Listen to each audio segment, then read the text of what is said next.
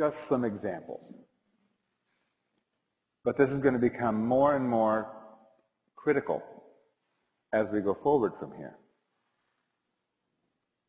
More and more critical. Now, next problem. How do you find your intuition, and how do you keep it tuned in? Because, of course, we've all had the experience, right? We've all had the experience of our intuition. Usually, it's fleeting. It's a little thing, and then it goes away. And then it's clouded with all this doubt about, was that even my own thought, or, you know, all that stuff, right? The mind just jumps right on you, and This mind thing is not your friend, friends. It's a parasitic, self-indulgent, self-preservation mechanism. It would rather be right than you be alive. The mind. You've probably had friends who denied that there was anything wrong with them because the mind said, that can't happen, that can't be there, nope, it's not right. It wouldn't go for treatment, let alone alternative treatment, and they're not here anymore. They were right until they actually kicked it.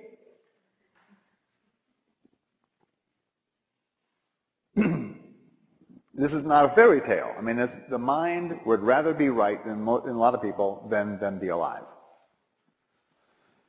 So getting a good grip on this thing is really important. And having this engaged really puts the mind in its place, where it becomes just a tool rather than an identity. So how do you do that? Well, intuition is your own personal knowing, right? And all knowing comes from a source. We don't have to give it a name even. It just comes from somewhere. And it comes in a flow, more or less. It's like there we go. We'll have this flow of creation. See, the source of this flow would necessarily be the source of all knowing, because all that happens is coming out, all that exists is coming this way. So, here we have your consciousness in this flow of event. Okay? Here we go. Like this. This. Oh boy, it's getting quicker and quicker and quicker and quicker and quicker.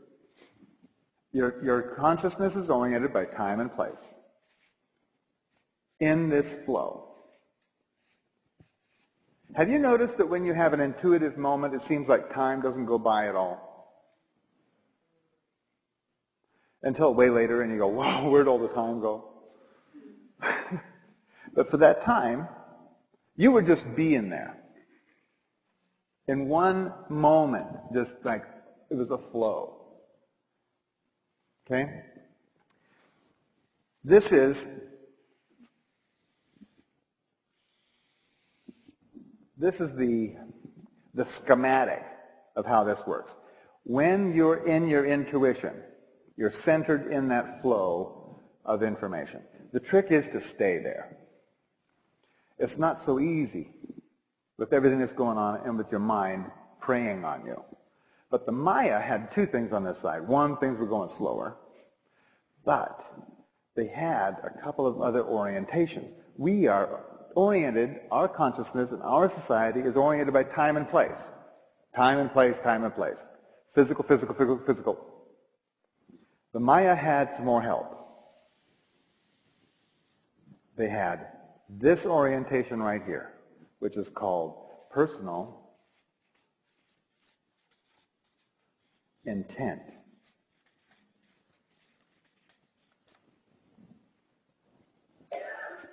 One through 13. Have you ever been someplace you didn't really intend to be? Like at school or at work? or the middle of an argument, did you feel centered? Or did you feel uncentered? Did you feel centered, or were you like off-center? Okay, me too. When I was someplace I didn't really intend to be, I felt off-center. But these guys knew their personal intent. They had that orientation. So it was easier for them to recognize when they were doing what they intended to do with this lifetime. That would help to keep you centered, wouldn't it? If you felt like, right away, if you felt like that wasn't happening, you'd get back onto what you were supposed to do. Okay? They also had this orientation, this major orientation right here, called the divine plan. In our civilization, there is no plan. It's been 16 billion years of happy little accidents that ended up with you sitting on that chair. That's the way our science looks at it. It might as well have been an explosion in a chemical factory that produced you here. There was no divine plan. These guys had a divine plan. They knew, and that there were 20 different aspects of creation. Like a dodecahedron, you know, the geometry figure, 20-sided figure. So this personal intent and this orientation to the divine plan, that is the recognition of your part in the divine plan, that produces a symbol in the Mayan civilization. This diagram right here has a name. It's called the 8-division sky place.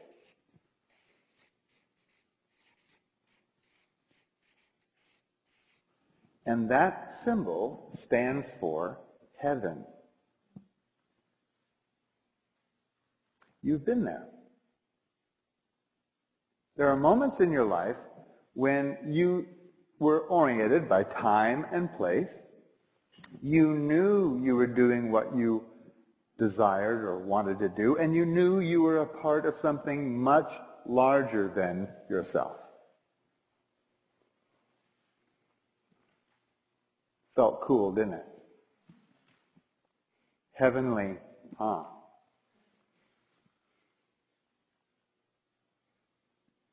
This is the importance of this calendar. The Mayan calendar was never about time. It was always about measuring and keeping track of the flow of creation and the intent of creation and the aspect of creation every single day.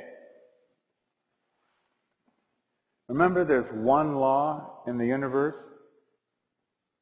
What you pay attention to, you become conscious of. So what if every day you were paying attention to the energy of this flow of creation? What would you become conscious of?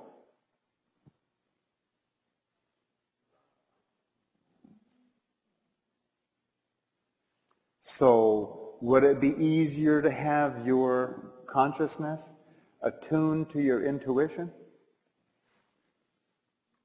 Easier isn't all that good a word. It's automatic. Without any effort, without any thinking about it at all. And I mean no meditating, I mean no, just forget it. You look in the morning to see what the intent of creation is for that day. Then you go and you live your life. The Maya woke up every morning and celebrated the day for the purpose it served on to creation, and then went and lived their lives. Every day. You know what the word entrainment is? Entrainment is the automatic syncopation of life forms or even mechanical objects.